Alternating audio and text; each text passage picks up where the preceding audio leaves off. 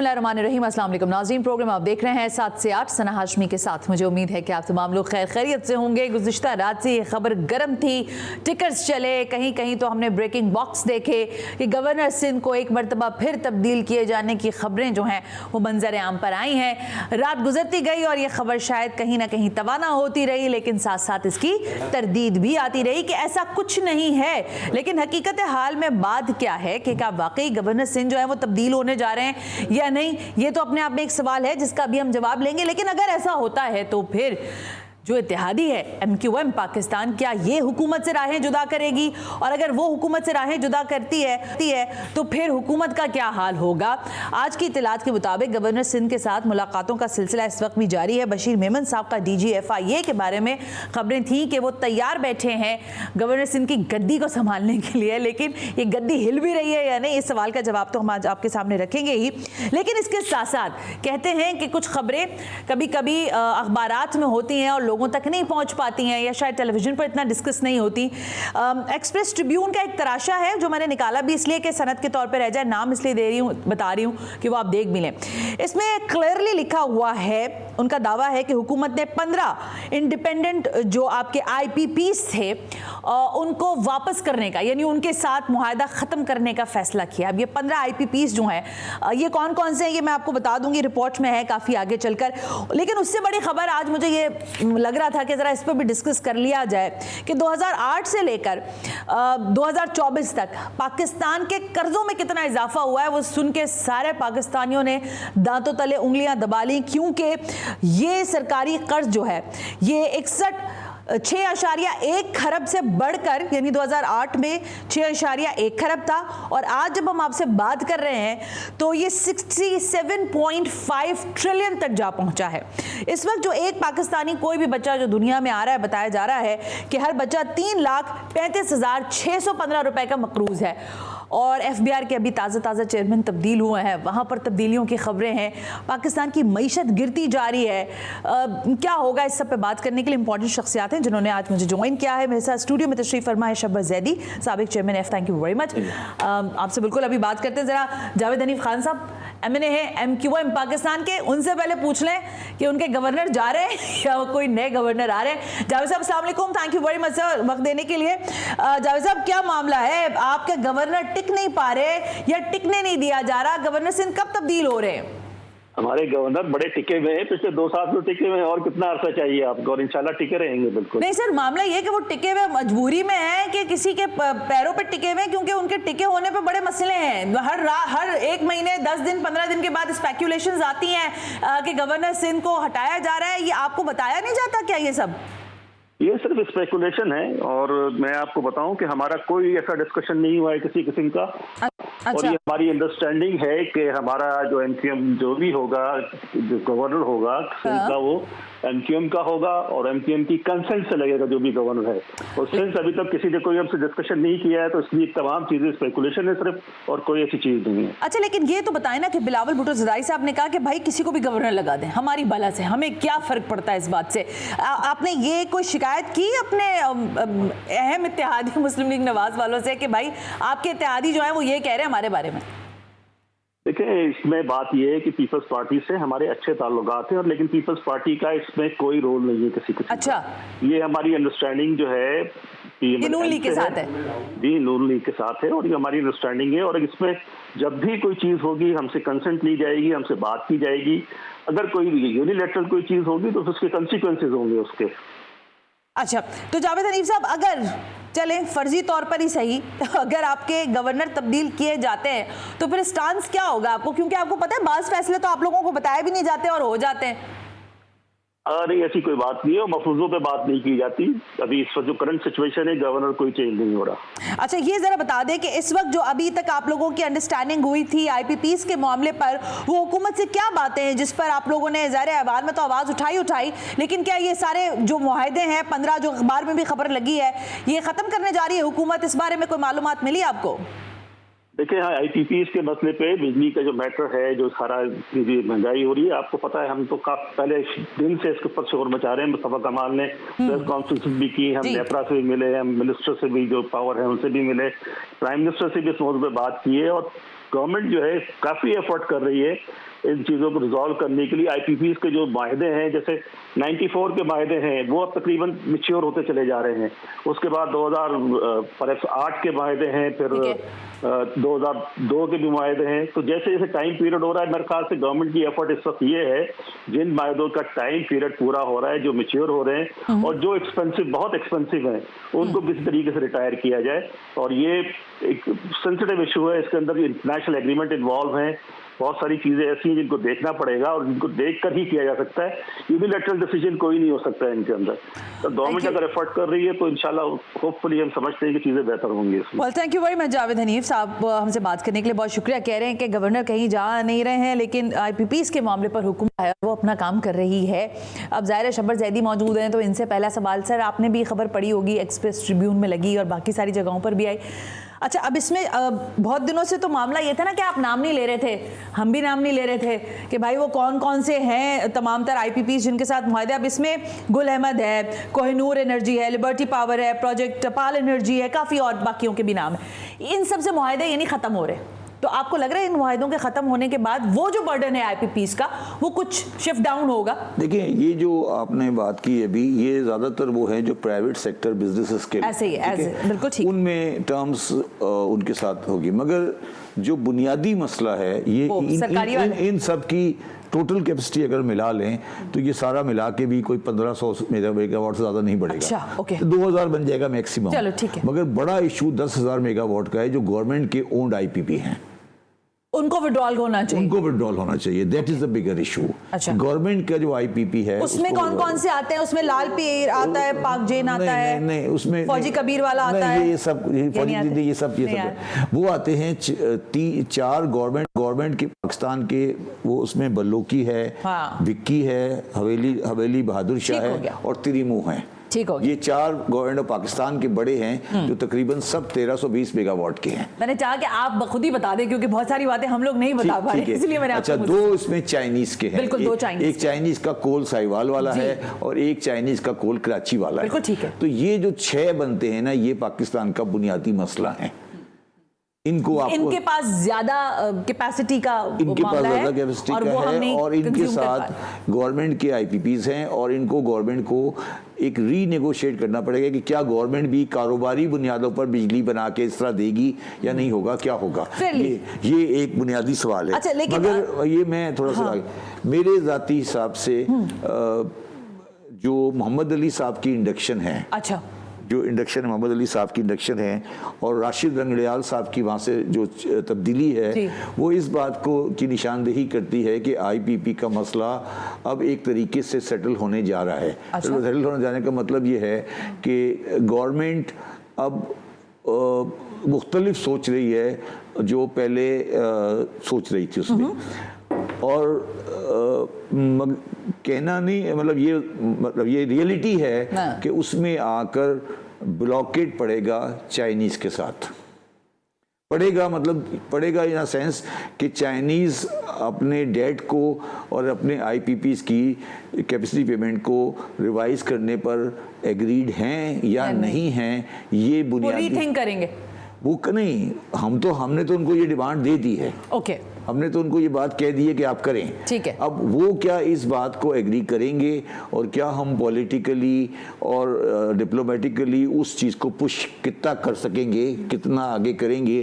क्योंकि मेरे ज़ाती हिसाब से, मैंने आपके पहले प्रोग्राम में भी कहा था, उस चीज़ का जो पुश है वो रिलेट करता है हमारे IMF प्रोग्राम के साथ।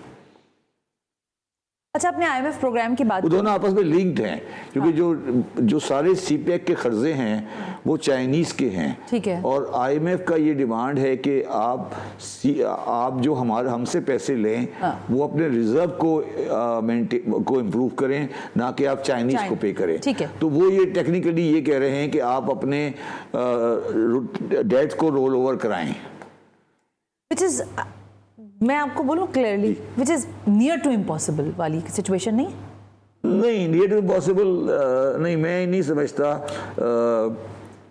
मुश्किल काम है मगर पाकिस्तान की मजबूरी है, पाकिस्तान को ये काम करना पड़ेगा। मतलब पाकिस्तान के लिए ज़रूरी है कि इस पर एक आवाज़ होकर काम करें। खुदा करे ये आखिरी प्रोग्राम हो, ये ख्वाहिश है, तमन्ना है, दुआ है, रियलिटी क्या है? रियलिटी नहीं है ये, मतलब हमारी ख्वाहिश भी यही है कि आखिरी प्रोग्राम हो और हम IMF के इस सपोर्ट से निकल जाएं, मगर जो मारूजी हालात है जो सामने नज़र आ रहा है उसमें ये मुमकिन नहीं है, नज़र आ रहा मुझे। उसकी बुनियादी वजह यह है कि पाकिस्तान में एनर्जी का मसला, अगर आपने IPP का मसला हल कर भी लिया तो भी बिजली बनाने की जो वेरिएबल कॉस्ट है, मतलब वो भी आप सारी यूज करते हैं RLNG के ऊपर, जो कि मोस्ट एक्सपेंसिव है, और आपने 76 के बाद से कोई बड़ा डैम नहीं बनाया। हाँ, तो वो तो आपकी एक नेगेटिव साइड खड़ी हो गई है, उसको आप कैसे पूरा करेंगे? दूसरा, आपके प्रोग्राम आप सवाल बाद में करेगी, मगर मैं पहले ही कर देता हूं कि आपने खुद अपने इंट्रोडक्शन में कहा कि पाकिस्तान 67 ट्रिलियन रुपीस का मखरूज है। बिल्कुल ऐसी है। अच्छा, ये बात पर इसको लोग कंफ्यूज करते हैं। अच्छा, इसके अंदर दो एलिमेंट हैं। एक एलिमेंट है जो हमें बाहर वालों के कर्जे देने, ठीक है। एक वो एलिमेंट है जो हमें घर वालों के कर्जे देने, ठीक है। बाहर वालों के कर्जे देने पे कोई डिफॉल्ट नहीं होना चाहिए, ना होगा। अच्छा। मतलब IMF कभी बर्दाश्त नहीं करेगा कि वो डिफॉल्ट हो, ऑब्वियस सी बात है, ठीक है, वो नहीं करेंगे। हाँ। ठीक है, अच्छा, मगर मेरा जाती व्यू है कि वो आपसे लोकल करेंसी की एडजस्टमेंट कराएंगे। उसमें क्या होगा? लोकल करेंसी की एडजस्टमेंट, जिसको हम लोकल करेंसी डिफॉल्ट कह लें, रीएडजस्टमेंट कह लें, जो मर्जी आप उसे कह लें। आप जो आज आप इसको इस तरह देखें ना कि जब आप 67 ट्रिलियन के कर्जे की बात कर रही हैं तो आप ये कह रही हैं कि पाकिस्तान की गवर्नमेंट हर साल तकरीबन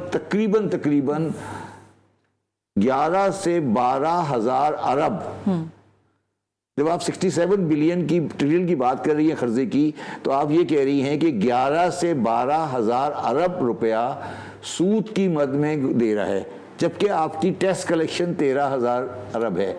तो ये तो चलने वाला केस नहीं है ना जी।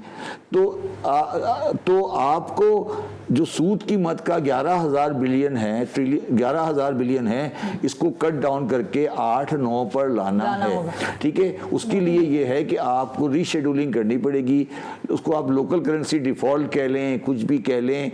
अच्छा, ये चीज़ बड़ी मुश्किल है, लोगों को हजम नहीं हो रही, बैंकर्स उसको रेजिस्ट कर रहे हैं, लोग उसको रेजिस्ट कर रहे हैं। या ये समझें कि नजर आ रहा है आपको एक गड्ढा, मगर आप नजर देखना चाहते हैं। मैं आपको बोलूं, जो आप एक बात कह रहे हैं काफी अरसे से, हाँ, कि पाकिस्तान जो है वो दिवालिया हो चुका है, लोकल करेंसी में है जी, ये है। हाँ, हाँ। ये आप कह रहे हैं, लेकिन अब सबको समझ आ रही है, लेकिन कह कोई नहीं रहा, कहेगा नहीं। चलिए, मैंने इसलिए फॉरेन करेंसी को साइड पे कर दिया ना। कि आप इधर से यही बात कर रहे हैं ना कि आप दाखिली तौर पर तो बैंक करप्ट हैं। हाँ। देने को आपको कुछ है नहीं, हाँ। रखने को आपके पास कोई किसी किस्म के एक्सपेंस नहीं। तो अब ये जो 67 ट्रिलियन, ये आप थोड़ा करेक्ट कर लें कि आपका 2008 में 61 नहीं था, 2008 में 61 से कम था। अच्छा, ये एक साल का फर्क है। 6.1 नहीं, ये 6.1 एक साल में फर्क है। अच्छा, ओके, ठीक है, मैं चेक कर लेती हूं। 6.1 तो 67 ट्रिलियन का लोकल डेट बहुत ज्यादा नहीं है, मगर रेवेन्यू जो 13,000 का है उसके साथ बहुत ज्यादा इम्बैलेंस है ना, इम्बैलेंस है, इसलिए आपको ये बहुत लग रहा है। एक ब्रेक ले लेते हैं ना, ब्रेक से वापस आते हैं। तो अभी ज़ाहिर इसकी तो बात कर रहे हैं, लेकिन मेरे नज़दीक बहुत सारे और ऐसे मामलात हैं, जैसे SDPI एक ऐसा कंसोर्शियम है या ऐसी जगह है जहां पर तमाम ही कुव्वतें मुक़्तदरा भी मौजूद है, सियासी लोग भी मौजूद हैं। वहां से परफॉर्मेंस क्या है, क्या हम अभी तक फॉरेन इन्वेस्टमेंट लाने में कामयाब हुए हैं, और अगर हुए हैं तो फिर उसके नताइज हमें मुस्तकबिल में क्या नजर आएंगे? इस ब्रेक के बाद।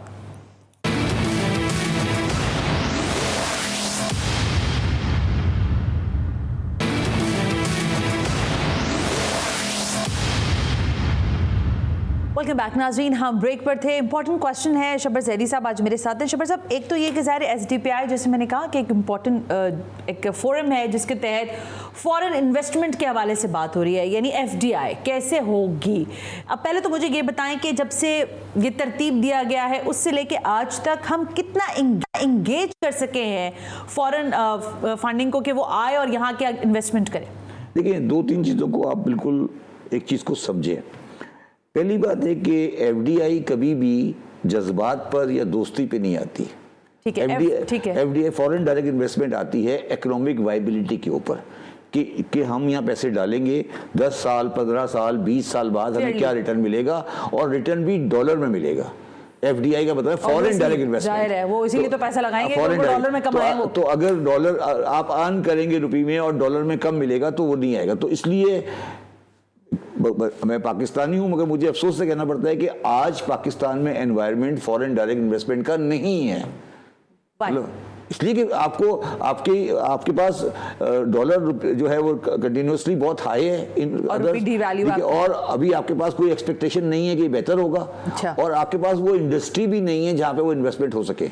कोई जगह आप क्या करने के लिए आएंगे? कोई रॉ मटेरियल सस्ता मिल रहा हो, कोई चीज मिल रही हो तो आप इन्वेस्ट करेंगे। किस चीज में इन्वेस्ट करेंगे?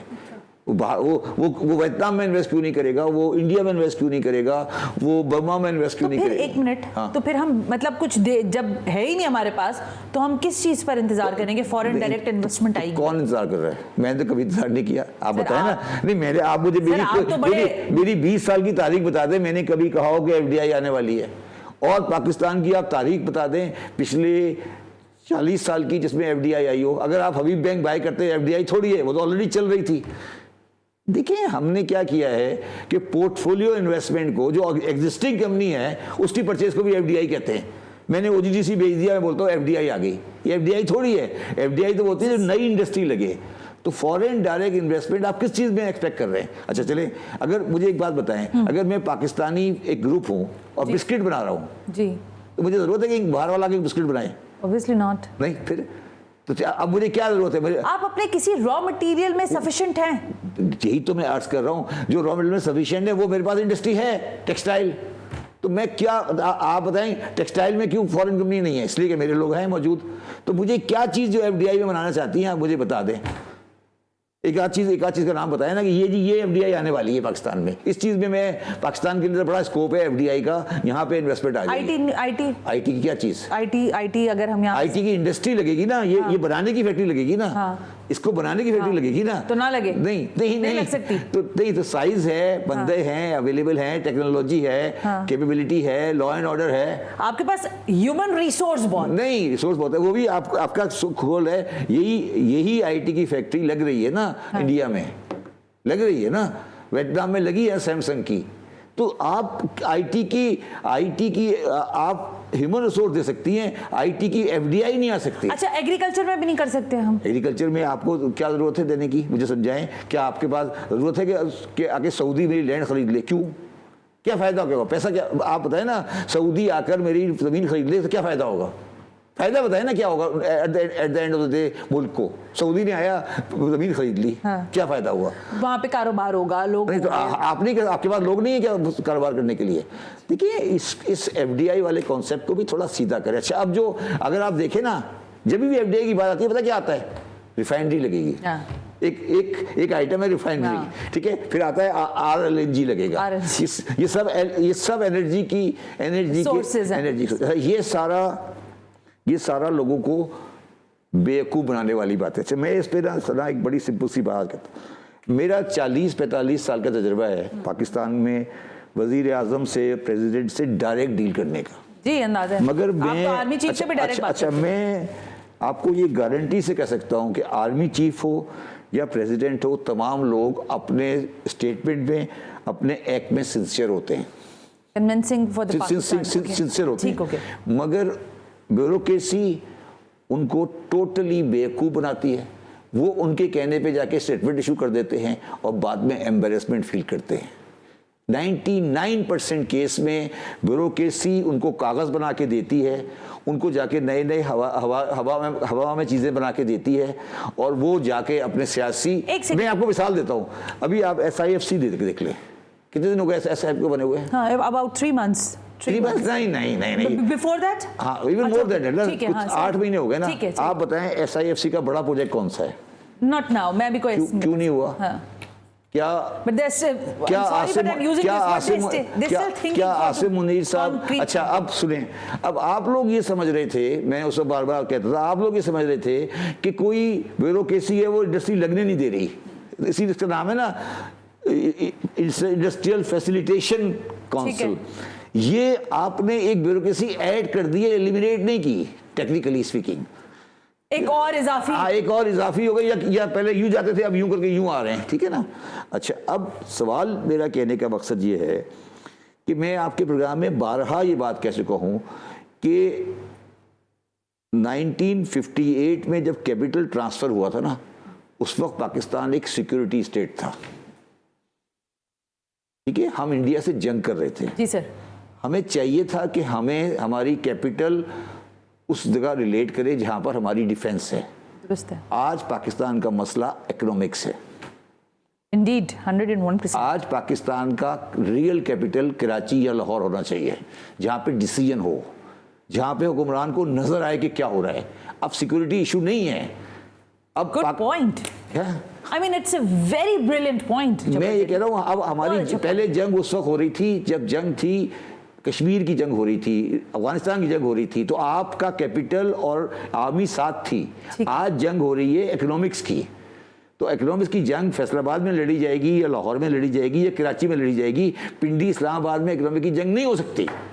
आपने ये जो पिंडी इस्लामाबाद खड़ा किया हुआ है ना, ये अननेचुरल है और ये कभी भी पाकिस्तान को आगे लेके नहीं जा सकता।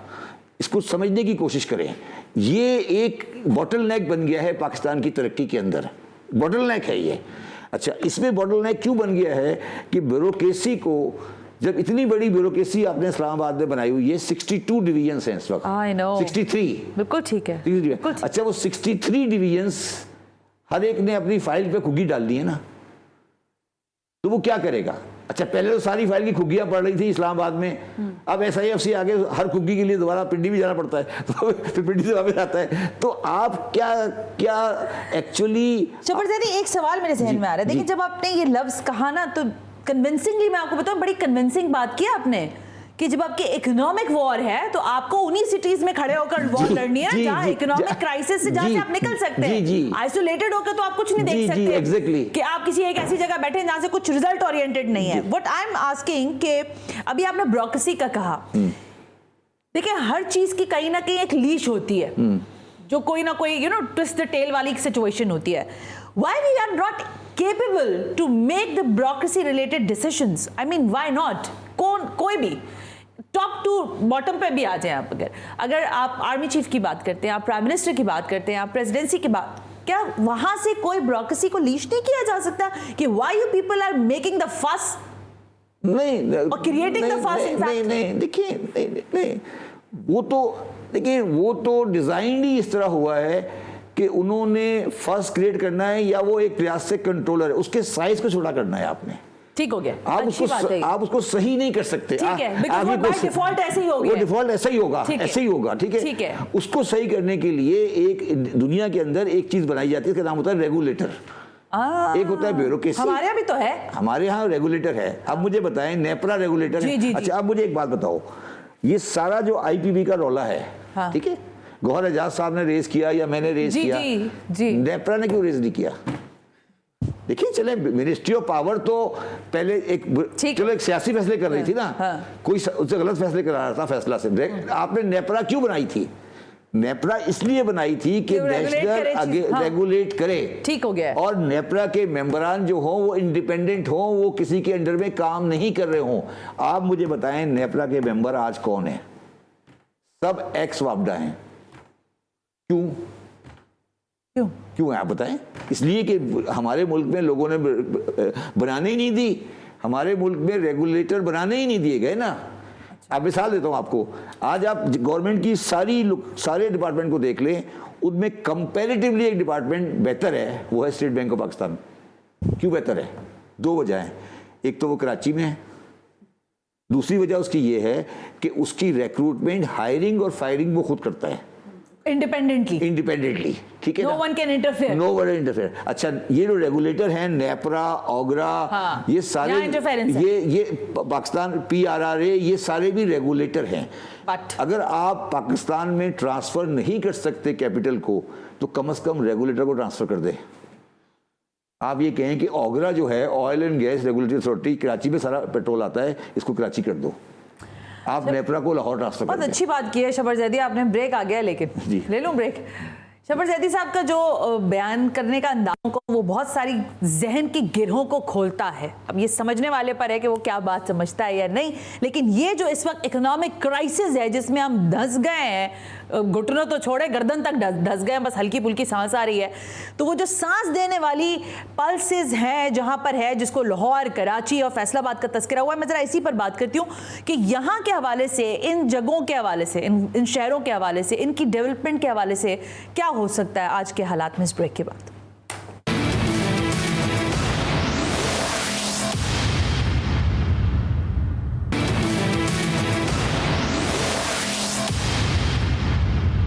वेलकम बैक नाज़रीन, हम ब्रेक पर थे और ज़ाहिर है आज शबर जैदी मेरे मेहमान हैं और हम कुछ पाकिस्तान में जो इस वक्त इकोनॉमिक वॉर के हवाले से जिस हम देख रहे हैं situation, in war in sense, क्योंकि आपके पड़ोसी मुल्क में वो सही बात कह रहे हैं शबर जैदी कि वहाँ जब IT लग रही है, वहाँ चीज़ें आसानी से मिल रही हैं, तो आपके पास कौन क्यों आएगा भाई।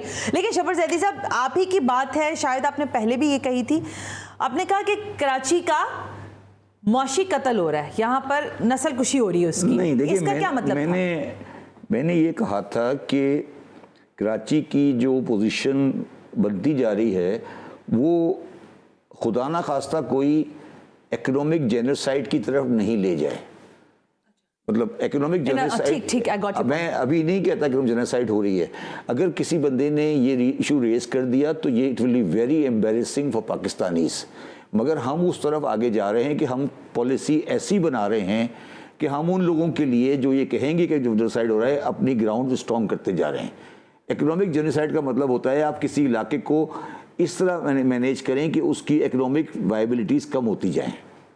ठीक हो गया, उसको इकोनॉमिक जेनोसाइड बोलते हैं। जी, मैं समझ। और जो यूएनओ का चार्टर है जेनोसाइड का 1948 का, उसका आर्टिकल 2C इकोनॉमिक जेनोसाइड की बात एक्सेप्ट करता है कि हाँ हो सकता है। और जब 1971 में ईस्ट पाकिस्तान सेपरेट हुआ था तो उन्होंने ये आर्टिकल इन्वोक किया था कि हमारा इकोनॉमिक जेनोसाइड हुआ है। मैं ये कहता हूँ कि कराची इकोनॉमिक जेनोसाइड की तरफ नहीं, इस इशू को नहीं जाना चाहिए। और आज मैं समझता हूँ कि अभी हमारे पास स्पेस है कि हम ये कहें कि इकोनॉमिक जेनोसाइड नहीं है। अच्छा, मगर चीजें जिस तरह डेवलप हो रही हैं, जिस तरह आप शहर को इग्नोर कर रहे हैं, जिस तरह शहर में मास ट्रांजिट नहीं है, जिस तरह शहर में सड़कें टूटी हुई हैं, तो कोई आदमी। आप अभी एक बात कह रहे थे ऑफ एयर जब हम लोग थे, आपने कहा ट्रम्प जिस जगह पे रहता है वो एक बहुत ही कंजेस्टेड एरिया है और उनको पता है ट्रम्प टावर, तो उनको आते जाते नजर आता है कि कौन कहाँ जा रहा है, उनको पल्स महसूस होती है। सेंट्रल पार्क के पास रहता है। लेकिन आप ये कह रहे हैं कि आपकी अशराफिया रहती है ऐसी जगह कि उसको पता ही नहीं है कि आपके आवाम की पल्स क्या है, कहाँ पे रोड खराब है, कौन सी एरियाज में किस किस्म की डेवलपमेंट करनी है। मैं आपको ये बताता हूँ कि ये जो इस्लामाबाद बनाया गया था, ये बनाया ही इसलिए गया था कि लोगों को रियल पल्स से दूर कर दिया जाए। ये आपने जो वॉशिंगटन बनाया था ना, ये वॉशिंगटन बनाया कि कॉपी की गई थी। दुनिया में बहुत कम ऐसे कैपिटल हैं जो स्पेशली बनाए जाते हैं। पाकिस्तान में स्पेशल कैपिटल बनाया गया। ये स्पेशल कैपिटल इसलिए बनाया गया था कि ब्यूरोक्रेसी अयाशी करना चाहती थी, वो बड़े बड़े घर लेना चाहती थी, वो आवाम से अपने आप को डिस्कनेक्ट करना चाहिए थी। आज इवन मैं समझता हूँ कि इवन जो आपके MNAs MPAs हैं वो भी इस्लामाबाद जाके खुश होते हैं कि उनको वहाँ कोई पूछने वाला नहीं होता ना, कोई पूछने वाला नहीं है। बड़ी बड़ी गाड़ियों में आ रहे हैं, जा रहे हैं, वहाँ याशियाँ कर रहे हैं। तो इसलिए ये जो पाकिस्तान जैसे मुल्क के अंदर आपको जो मेन तो आप कह रहे हैं they feel the free bird कि वो आजाद हैं, वो अपने कामों में, अपने डिसीजंस में, अपनी मेकिंग्स में आजाद हैं। नहीं, आजाद के अलावा नहीं। देखिए आज भी प्रॉब्लम के बावजूद भी, इस सारी इकोनॉमिक क्योस के अलावा भी आज भी इस्लामाबाद में किसी सड़क, कोई फुटपाथ टूटा हुआ नहीं है। नहीं है ना, हल्का सा भी कोई गड़ा पड़ता है फौरन उसकी टचअप्स हो जाती है, ब्यूटिफिकेशन हो जाती है। कराची में क्यों नहीं होता? बिकॉज़ यहाँ हम रहते हैं। नहीं, हम और आपकी बात नहीं है। तो ये डिस्क्रिमिनेशन क्यों हो रही है? देखिए अच्छा एक छोटी सी बात बता दें, it's a deliberate act, you mean to say that?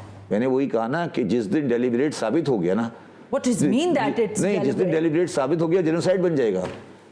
And still people are thinking कि ये एक जरूरत थी, that's why they are. ये कोई ओमिशन है। अच्छा, ओके, कन्विंसिंग हुआ।